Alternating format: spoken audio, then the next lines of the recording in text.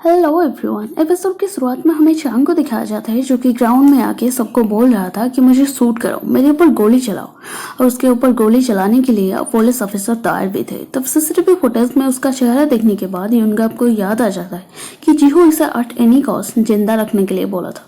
उसे शूट ना करने के लिए ऑर्डर देता है और चांग को वहां से घसीट के ले जाते हैं ऑफिसर। और ये बात सुनने के बाद जीहो बता रहा था कि उसका अच्छा खासा ख्याल रखोगे तो तुम्हें भी पैसा मिलेगा। अब चांग बैठ के यहाँ अकेले रो रहा था और मीहो निहा हॉस्पिटल ज्वाइन करती। वो हॉस्पिटल इतना अजीब था जहाँ मीहो हाय बोलने पर भी किसी का कुछ भी रिएक्शन नहीं था। और हॉस्पिटल की जो हेड नर्स थी वो थोड़ी बॉसी टाइप की थी, मतलब डोमिनेटिव थी। और ये सुनने के बाद मीहो अपने आप बोल रही थी कि तुम मुझे नहीं जानती हो, मैं तुम्हारी बॉस बन के दिखाऊंगी तुम्हें। और मीहो अपनी काम स्टार्ट कर रही होती है तब एक पेशेंट को देखती है जो कि बहुत बुरी हाल पर है। अपनी जी जान लगा देती है फॉल्स रेड सही करने के लिए और इमरजेंसी अलार्म भी ऑन की थी। अब इंजेक्शन देने के बाद जब वो पीछे मुड़ती है तो देखती है डायरेक्टर और बाकी हॉस्पिटल की एम्प्लॉय। और यहाँ हमें एक शॉकिंग चीज पता चलता है कि यहाँ की जो 17 फ्लोर की किसी भी पेशेंट को मेडिसिन देना अलाउ नहीं था। उनके घर वाले नहीं चाहते थे उसे ये बात समझा दिया जाता। और आज हॉस्पिटल में जो कुछ हुआ मीहो वो सब बता रही थी। और सुनने के बाद अब सुनते ही चांग का डिवोर्स पिटिशन देता है। उसे देखने के बाद उसके पापा बोलने लगती है कि वो बहुत होपलेस हो गया है, इसीलिए ये सब कर रहा है। अब मीहो डिवोर्स नहीं चाहती थी, इसीलिए पेपर को टुकड़ा टुकड़ा बना दी थी। अब हमें इनगप का ऑफिस का सीन दिखाया जाता है जहाँ लॉकर में वो पैसे की बंडल भर भर के रखा था। और जेल में असेंबली स्टार्ट होता है, सबको सेपरेट कर दिया जाता है, 3 ग्रुप में डिवाइड कर दिया जाता है ABC। और लोअर ग्रुप में चांग को रखा जाता है। और वहाँ एक आदमी प्रोटेस्ट कर रहा था इसी बात पर, तो उसे बहुत मारते। और चांग बोलता है कि अकॉर्डिंग टू आर्टिकल 4 सबकी राइट से बोलने के लिए, और बिना जुर्म के उसे क्यों मार रहे हो। और प्रियंका उसके पास आके बोलता है कि यहाँ मेरा शासन चलता है, ये मेरा इलाका है, तुम्हें यह सब मानना होगा। और दोनों को वहां से घसीट के ले जाते हैं। और तीनों डॉक्टर उनमें से कुछ लोगों को यहाँ पैसे देके अपनी मुट्ठी में रख रहे थे, हमें दिखाया जाता है। और चांग और जेरी बाकी कुछ लोग ड्रेन साफ कर रहे थे जहाँ से बहुत बदबू आ रहा था। और यहाँ ये लोग को दूसरे आदमी को फिट करते हैं कि चांग को मारने के लिए, और उसे पैसे की लालच भी देते हैं। और ये बात को सीसीटीवी फुटेज में देख के युनगम अनाउंस कर देता है। और इसी बीच ये दोनों की फाइटिंग चल रहा था, पर सही टाइम पर पुलिस वहां पहुंच के उसे ले जाते हैं। और ये सब के पीछे इनके हाथ है। चांग को भी ये बात मालूम हो जाता है, पर कोई क्यों ये सब कर रहा है उसके साथ, वही वो सोच रहा था। तब युनगा फिर से सेम सवाल करता है जैसे प्रोसिक्यूटर किया था, अगर तुम बिग माउस हो तो उसके लिए अच्छी बात कोई नहीं, किसी भी चीज़ की अच्छी बात नहीं, और नहीं हो तो उसके लिए तुम्हें मरना होगा, और साथ साथ उसके वाइफ और पापा को भी मरना होगा। और ये सुनने के बाद वो बोलता है कि मेरी वाइफ को टच करने की कोशिश भी मत करो, कोशिश करोगी तो तुम्हें भी मरना होगा।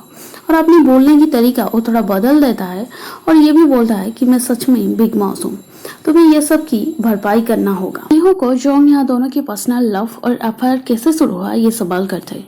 तो मीहो बोलती है कि हम दोनों दोस्त थे बचपन से, और चांग पहले कदम उठाया था, मतलब पहले प्रपोज किया था। और इन्वेस्टिगेशन के बाद मीहो पुरानी मेमोरी याद कर रही। चांग को अपनी ब्रेकअप की स्टोरी सुनाने के बाद बहुत ड्रिंक्स की थी उसे, तो चांग उसे उठा के लेके आ रहा था। और उसकी हालत ये देखने के बाद चांग उसे बोलता है कि तुम चाहो तो मेरे साथ बाहर जा सकती हो, और तुम्हारे लिए मैं लॉ स्कूल भी ज्वाइन करूँगा। क्योंकि जो पहला वाला बंदा था उसके साथ उसका ब्रेकअप हुई थी, वो थोड़ी अमीर आदमी था। और ये सुनने के बाद वो खुश हो गई थी उस दिन। और प्रेजेंट सीन में हमें उसे रोती हुई डोहा देख रहा था, ये दिखाया जाता है।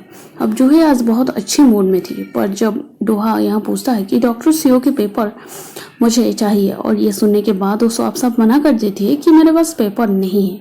और चांग यहाँ सोचता है कि बिग माउस मुझे मीहो के लिए ही बनना होगा, मैं उसे हेल्प कर पाऊंगी तब भी, और यही एक रास्ता है। और जेल में इनके लिए जो खाना आया था वो बहुत लो लेवल का था, बाकी ग्रुप का एज कम्पेरेटिवली अच्छा खाना मिला था। और इस बात पर सबको लेके चांग प्रोटेस्ट करता है और उनगप के सामने ऐसे बर्ताव करता है कि जैसे वो ही बिग माउस है। वो खाने की परमिशन भी मिल जाता है यहाँ। और चांग को मिलने के लिए मीहो और सुनटे दोनों आए थे, और मीहो बहुत रोती है उसे देखने के बाद। और मीहो चाहती थी कि जिएंगे तो एक साथ ही जिएंगे और मरेंगे तो भी एक साथ ही मरेंगे, डिवोर्स की कोई मायने नहीं है उसके लिए। और चांग को सब थोड़ा बहुत रेस्पेक्ट भी कर रहे थे अब, पर उसके ऊपर ज्यादा भरोसा किसका है वो जानने के लिए वो थोड़ा सर्वे करना चाहता था। तो नोबक पहला आदमी था जिसका उद्देश्य था कि उसका बेटी को ढूंढ के लाना होगा जो कि 1 साल पहले मिसिंग हो गई थी। पुलिस इस केस को सीरियसली नहीं ली थी और वो सब सोचते हुए उसका कार एक्सीडेंट हो गया था, तब से वो जेल में है। और सेकंड पर्सन था ये साइको जो कि अपनी माँ को हालत सही करना देखना चाहता था, जो कि गुचिवाना हॉस्पिटल में एडमिटेड थे, वो बताता है। और मीहू यहाँ डॉक्टर सीओ के बारे में ज्यादा पूछताछ कर रही थी और ये सब के पीछे एक बिग मिस्ट्री छुपा हुआ है, वो बोलती है। और ये बातें लेडी भी सुन रही थी और जूहे यहाँ वार्निंग देती है कि डॉक्टर सीओ के केस से दूर रहना होगा तुम्हें, वरना तुम्हें यहाँ से खुद रिजाइन देके चले जाना ही अच्छा होगा। और मीहू यहाँ बोलती है कि मेरे हस्बैंड बेकसूर है, उनको मेयर डोहा इस केस में फंसा दिया है इन्वॉल्व करके। और ये लेडी मीहू को रिक्वेस्ट करती है कि मेरे हस्बैंड को तुम ही हो बचा सकती हो, तुम उनको बाहर ला सकती हो। तब ये नर्स आ जाती है तो वहां से चली जाती है और मीहू को समझा देती है कि वो बकवास कर रही है, तुम उसके बात पर ध्यान मत दो। और ये लोग मिलकर प्लान करते हैं कि चांग को मारने के लिए। और फिनगप भी उनके साथ दिया था क्योंकि उसे 3 मिलियन वॉन मिल रहा था, पर उस चीज सक्सेसफुल नहीं होता है। और दूसरे दिन कुछ लोगों को वो भेजते हैं और फाइटिंग शुरू हो जाता है। और ये साइको भी चांग को मारने के लिए ही आ रहा था और उसे रोकने के वक्त यहाँ नोबक का साथ ये बुरा हाल हो जाता है और एपिसोड यहीं पर खत्म हो जाता है।